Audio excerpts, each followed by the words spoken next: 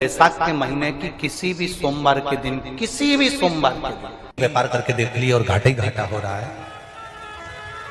इसमें मुझे तरक्की नहीं मिल रही है, इसमें मुझे उन्नति नहीं मिल रही है, या कर्जा बढ़ रहा है, घट नहीं रहा और बहुत कर्जा बढ़ रहा है। तब एक प्रयोग जरूर करिएगा,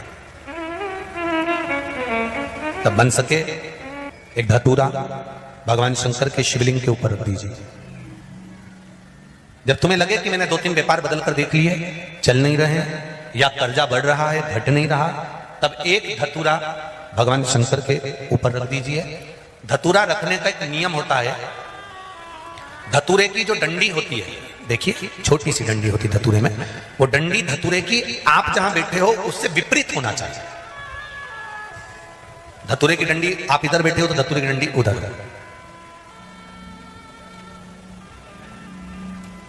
अपने को लग रहा है कि व्यापार मैंने बदल लिया, 2 बार 4 बार 6 बार व्यापार बदल के देख लिया और कर्जा बढ़ रहा है, पर व्यापार भी नहीं चल रहा। फैक्ट्री डाली वो भी बंद हो गई, दुकान डाली वो भी बंद हो गई, कुछ काम करा वो भी बंद हो गया।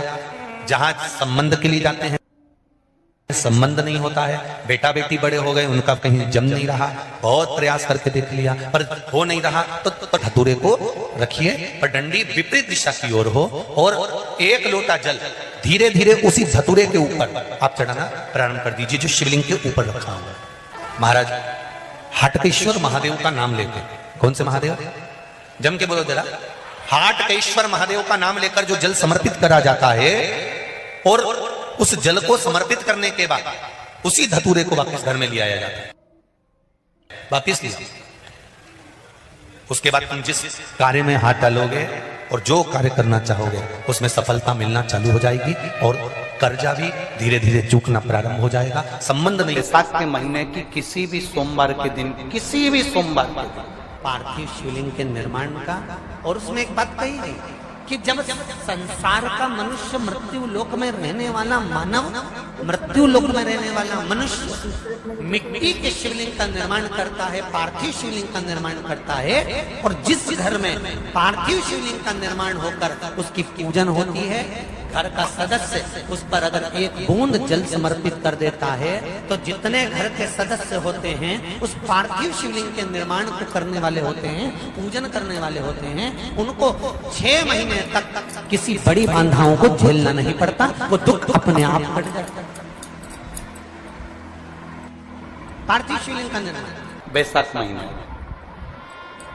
मेरी जीजियों, 2 चीजें बड़ा स्मरण में रखिएगा। एक, बैसाख महीने में मट्टी के पात्र का जल, अभी क्या चल रहा है, फागुन। अभी क्या चल रहा है, फागुन। जब बैसाख का महीना आए ना,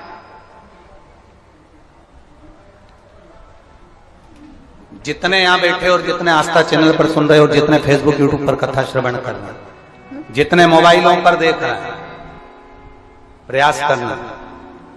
बैसाख के महीने में मिट्टी के पात्र में जो रात्रि भर जल रखा हो, मिट्टी के पात्र में, अगर आपके पास में घड़ा हो, हंडा हो, नी हो, तो दिया हो, दीपक हो, कुल्लड़ हो, कोई भी तुम्हारे पास में जो मिट्टी का पात्र, उसमें जल भरना।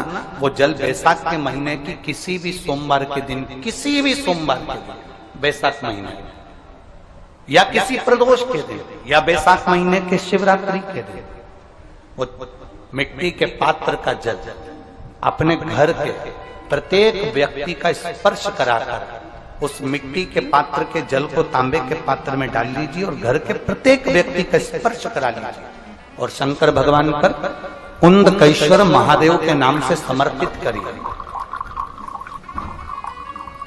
कुंदकेश्वर महादेव। कभी जीवन में पीछे पलट कर देखने की जरूरत नहीं पड़ेगी, आप उन्नति की सीढ़ी की ओर बढ़ते चले जाओगे। बैसाख महीने में मट्टी के पात्र का जल भगवान शंकर को समर्पित होना चाहिए। उसका सुख हमारे जीवन को एक आनंद फल प्रदान है।